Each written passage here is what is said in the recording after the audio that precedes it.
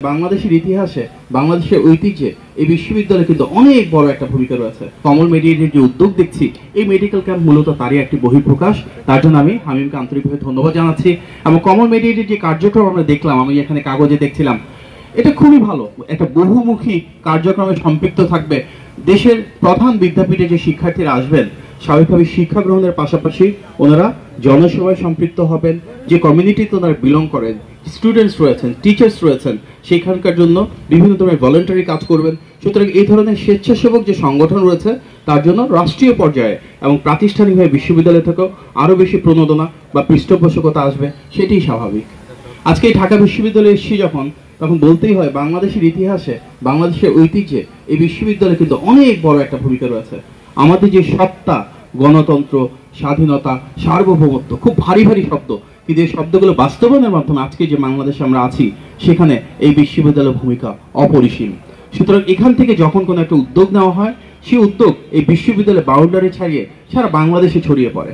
এখান থেকে যখন একটা বড় সিদ্ধান্ত নেওয়া হয়, সেটি সারা বাংলাদেশে প্রতিধ্বনিত হয়। অন্যান্য অনেক কলেজ, বিশ্ববিদ্যালয়ের ক্যাম্পাসে সেটিকে অনুসরণ করা হয়। সুতরাং আজকে আমরা যেখানে কমল মেডিকেলের উদ্যোগ দেখছি ধারাবাহিকভাবে গত 1 বছর ধরে, এটি ইনশাল্লাহ শুধু ঢাকায় না, সারা বাংলাদেশ জুড়ে অন্যান্য যেসব স্টুডেন্টস রয়েছে, যেসব ভলান্টিয়ার অর্গানাইজেশনস রয়েছে, ওনারাও আরও বেশিভাবে এগুলোকে ছড়িয়ে দেবেন সারা বাংলাদেশে। এটি আমাদের প্রত্যাশা। আমি স্বাভাবিকভাবে একটি রাজনৈতিক দলের সাথে যুক্ত আছি। সে বিএনপি কিছু পলিসি না বললেই নয়, সেই সুযোগ যেহেতু পেয়েছি, আমি আপনাদের অনুরোধ ক্রমে সেটা বলতে চাই। দেখুন, বিএনপি কিন্তু বাংলাদেশে এমন একটা বাংলাদেশ প্রতিষ্ঠা করতে চায় যেখানে জনগণের ক্ষমতাবান হবে। কিভাবে? রাজনৈতিক ক্ষেত্রে বলছি না, শুধু পলিসিগত ক্ষেত্রে। আজকে আমরা মেডিকেল ক্যাম্পের কথা বলছি, তাহলে কেমন বাংলাদেশ আমরা চাই? স্বাস্থ্য খাতের জন্য এমন একটা বাংলাদেশ যেখানে যে কোনো মানুষের চিকিৎসার জন্য সরাসরি ঢাকায় ছুটে আসতে হবে না। এই ঢাকা বিশ্ববিদ্যালয়ে অনেক শিক্ষার্থী রয়েছেন, তাদের বাড়িতে যখন আত্মীয় স্বজন, বাবা মা অসুস্থ হন, দেখা যায় সরাসরি সে প্রত্যন্ত অঞ্চল থেকে ঢাকায় ছুটে আসতে চাচ্ছে। আমরা এমন একটা বাংলাদেশ চাই যেখানে প্রাথমিকভাবে উপজেলা পর্যায়ে, সেখানে না হলে জেলা পর্যায়ে, সেখানে না হলে বিভাগীয় পর্যায়ে, সেখানেও সমস্যা না হলে একমাত্র ঢাকায় আসার বাধ্যতামূলক একটা অবস্থান সৃষ্টি হয়।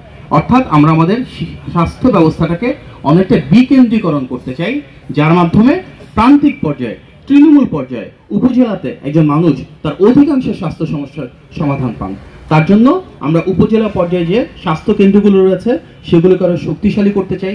সেখানে আরও বেশি চিকিৎসক, নার্স, টেকনিশিয়ান নিশ্চিত করতে চাই, এবং সেখানকার যে বেড ফ্যাসিলিটিগুলো রয়েছে, সেখানে আরও বেশি ইমপ্রুভমেন্ট করতে চাই। আমরা এমন কোনো বাংলাদেশ চাই না যেখানে তথাকথিত বিনিয়োগের মাধ্যমে দুর্নীতি হবে। আমরা চাই সেখানে স্বাস্থ্য ব্যবস্থা সত্যিকার উন্নতি হবে, যাতে গুণগত মান পরিবর্তন হবে। শহীদ প্রেসিডেন্ট জিয়াউর রহমানের সময় সারা বাংলাদেশ জুড়ে পল্লী চিকিৎসকের একটা নেটওয়ার্ক ছিল। তার আলোকে কিন্তু আমাদের ইতিমধ্যে বিএনপির ভারপ্রাপ্ত চেয়ারম্যান জনাব তারেক রহমান বলেছেন, দেশ জুড়ে লক্ষাধিক স্বাস্থ্যসেবা কর্মী নিয়োগ দেওয়া হবে, যার মধ্যে 80%-এর বেশি হবে উইমেন। এটা কি নারীর ক্ষমতায়নের একটা অংশ হিসাবে, যেখানে বাংলাদেশের প্রতিটি গ্রামে আমরা নারী স্বাস্থ্যকর্মী পৌঁছে দিব, এবং ওনারা ঘরে ঘরে, দুয়ারে দুয়ারে গিয়ে সাধারণ মানুষের সেবা দিবেন। আমরা চাই সাধারণ শিক্ষার্থীদের, সাধারণ মানুষের কাছে যেন ঔষধ সুলভে এবং যেগুলো দুরারোগ্য ব্যাধি, সেগুলো প্রয়োজনে বিনামূল্যে পৌঁছে দিতে। আমাদের বড় একটা সমস্যা হচ্ছে, অনেক বড় বড় হসপিটাল রয়েছে, কিন্তু সেখানে সেবাটুকু মানুষ পান না। আমরা একটা সেবামূলক স্বাস্থ্য ব্যবস্থা গড়ে তুলতে চাই, ইউনিভার্সাল হেলথ কেয়ার, অর্থাৎ বাংলাদেশের প্রতিটি মানুষের জন্য সর্বজনীন স্বাস্থ্যসেবা, যেন যে কোনো মানুষ তার নিজ এলাকায়, নিজ বাসায় স্বাস্থ্যসেবাটুকু পেতে পারেন রাষ্ট্রের কাছ থেকে একটি মৌলিক অধিকার হিসেবে।